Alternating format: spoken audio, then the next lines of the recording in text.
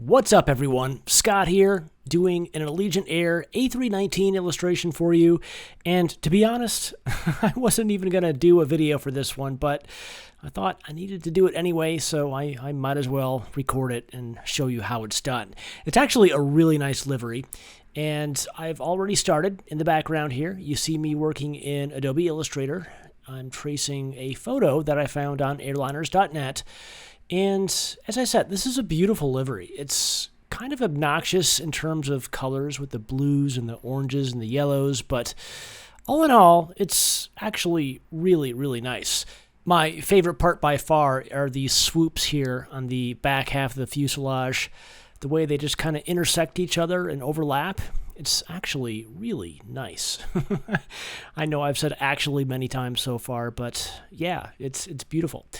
So yeah, I'm working in Adobe Illustrator, and basically all I did there is I just got the shapes as closely as I could to the photo, and then once I got them somewhat lined up and looking accurate, I go back through all of them and I just close them off so I can make them solid objects.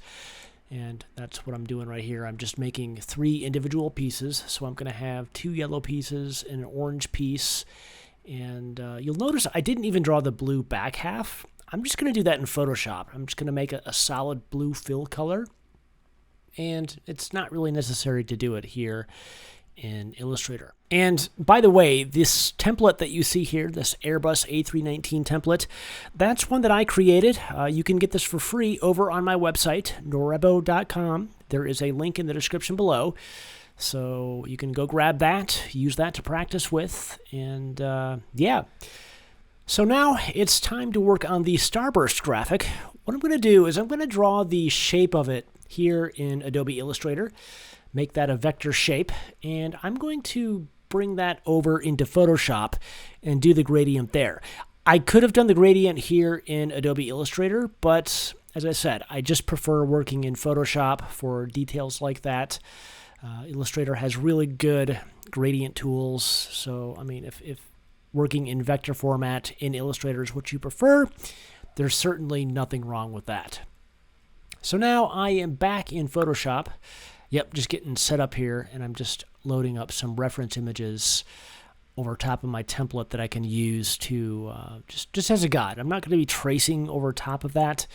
I'm just going to be referencing it visually with my eyeballs as I lay these graphics over top of it, the same graphics that I just created over in Adobe Illustrator. And now that I've got that, it's looking pretty good. Let's see what I'm doing here. Looks like I need a logo, the Allegiant Air logo. I might go ahead and create that right now, but I'll be honest with you, I have a very short attention span, and it didn't actually quite work out that way. I was thinking that I wanted to go back and hit that blue color just to make sure that I had all of those swoop graphics correct. I wanted to get that blue fill in there, and you know, that was bugging me more than actually creating the Allegiant Air logo itself. And yeah, that's looking pretty good. And I will say too that it's really hard to find I don't know what Allegiant Air considers to be the true colors for this livery. I'm just going off that photo, and to be honest, I think that photo was probably the most accurate that I found. I looked at a lot of Allegiant Air A319 photos and even A320 photos as well, and that one just seemed to be the most accurate.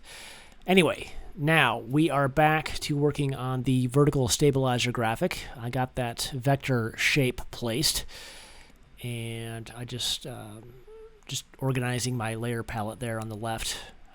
Everything in my templates is on its own layer, so like vertical stabilizer is its own layer, the fuselage, the wing, the engines, everything.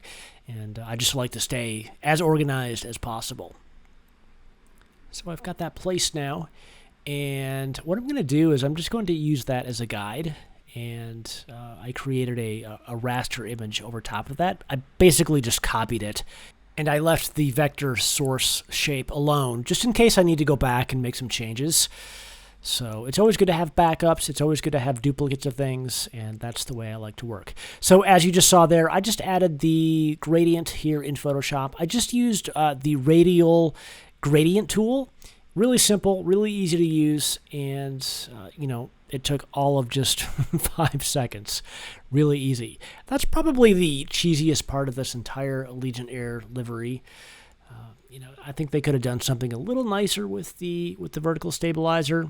To me, that sunburst graphic is a little bit too much of a throwback to the days where Allegiant Air wasn't really the safest airline in the world, if you know what I'm saying. So anyway, what am I doing now? I just got the engine, or the engine's painted there.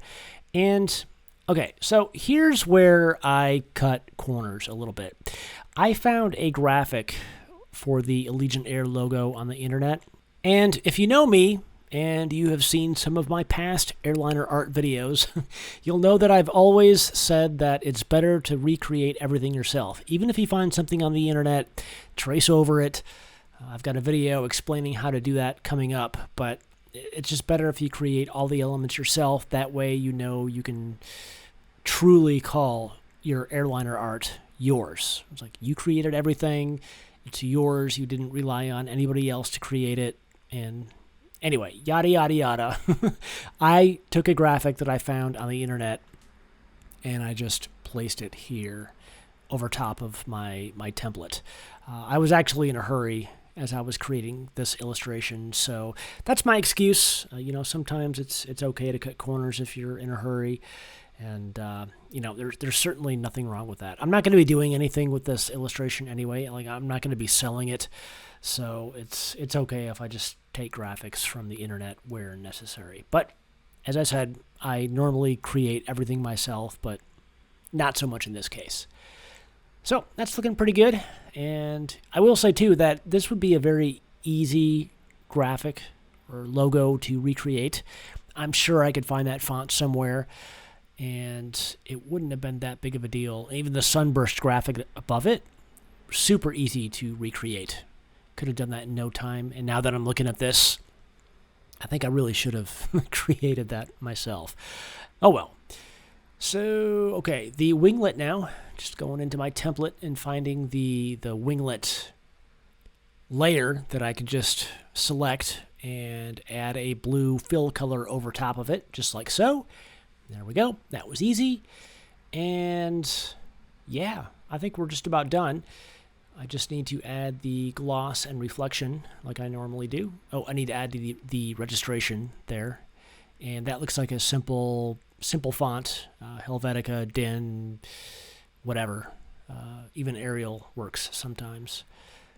And as I'm doing this, I'd just like to mention I do have a full video course about airliner art available, if that's something that you're interested in. Even if you have no experience doing airliner art at all, and it seems like something you want to get into, you're in luck, because I spent many months earlier this year creating a full video course that teaches you exactly how to do just that. There's a link in the description below. I highly recommend you check that out if it's something that you're thinking about doing. And always just shoot me questions if you have any, and I'll be happy to answer them, whether it's down in the comments below or shoot me an email or whatever. And I'm usually very responsive, so just do let me know. Now, I'm adding the final touches to this. I'm adding the gloss that goes right down the center of the fuselage. It's just simply a dark gradient going downwards, and then I'm going to go above that with a white gradient going upwards, and it creates the illusion of a high gloss cylinder. It's my favorite part of doing airliner art. It's once I get to that point, I know I'm done. I know I made it. It's finished, and it looks great. So, yeah, I love this livery. I think they could do something different with the starburst graphic on the vertical stabilizer there, but got to get that gloss in there.